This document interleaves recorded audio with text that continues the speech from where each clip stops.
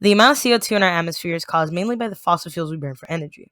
Whether this be the gas we use for cars, for the fertilizer we use to make our plants grow, it all produces carbon dioxide. The ocean absorbs around 30 to 50% of the carbon dioxide in our atmosphere. It remains in our oceans because it literally changes the water's chemistry and eventually just becomes carbonate sediments on the sea floor. The ocean keeps sucking all the carbon dioxide up just to keep everything balanced with the atmosphere, but instead this harms the ocean.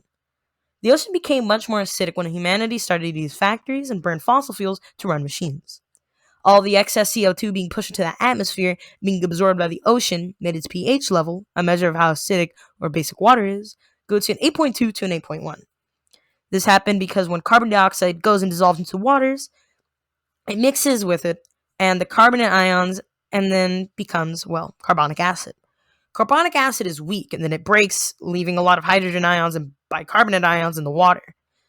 The pH scale is a table chart that shows and measures what levels the acids and bases are on and how much they contain.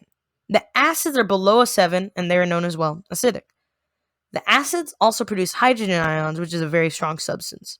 To get a basic idea of acids, think of an acidic substance to be known as sugar, to be known to have a sour and bitter taste, like orange juice. The bases are above 7 and are known as basic. The bases only accept hydrogen ions bases and are known to be like baking soda or like soap, which are very bitter. And right smack dab on the pH table is 7. 7 is the neutral. The pH table is important because it allows scientists to identify if something is acidic or basic. This can help because everything is meant to be somewhere, and if it's shown to not be there, well, that's a problem. You don't really want your milk to be an acidic, like 1 level, I think. That's not good. Dropping pH levels are important because it makes it harder for marine life to survive. Small animals like oysters and even crabs use calcium and carbonate in the seawater to form their hard shells and skeletons. But fewer carbonate ions are available because they're all being bonded with hydrogen more than they should be. This means that their shells are not fully developed and they end up with very weak and thin shells. This then kills them, making less food for the animals that feed off of them. And then those animals become less because of the lack of food, and then on and on and on, until eventually it affects the whole ocean, which then can lead to it affecting many humans' food sources. By reducing our carbon footprint, we can solve ocean acidification. But it's not that easy.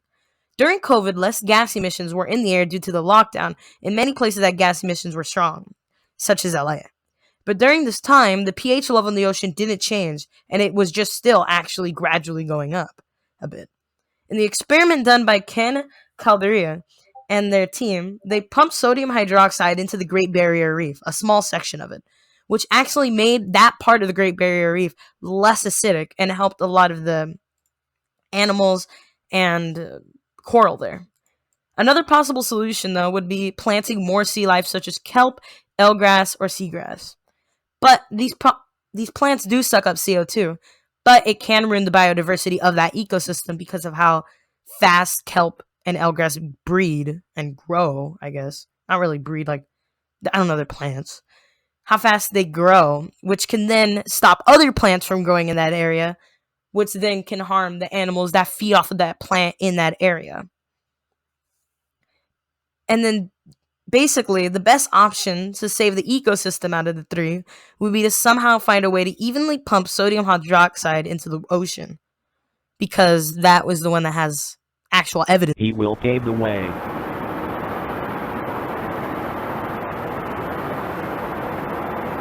I just needed to take a break and show the world what really goes on behind these school projects.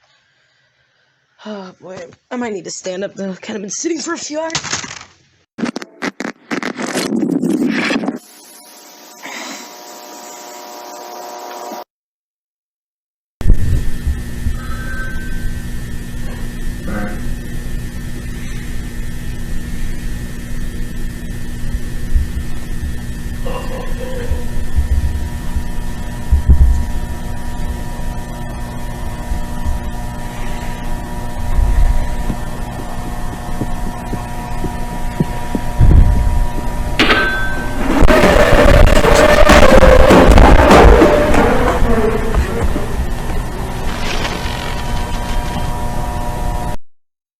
Acidosis is caused by an overproduction of acid that builds up in the blood or an excessive loss of bicarbonate from the blood. People with metabolic acidosis often have nausea, vomiting, and lack of energy and may breathe faster and deeper than normal. People with respiratory acidosis often have headache and confusion, and breathing may appear shallow, slow, or both. Respiratory alkaline causes carbon dioxide levels in the blood to decrease, which makes the blood alkaline. Alkalosis may cause irritability, muscle twitching, muscle cramps, or muscle spasms.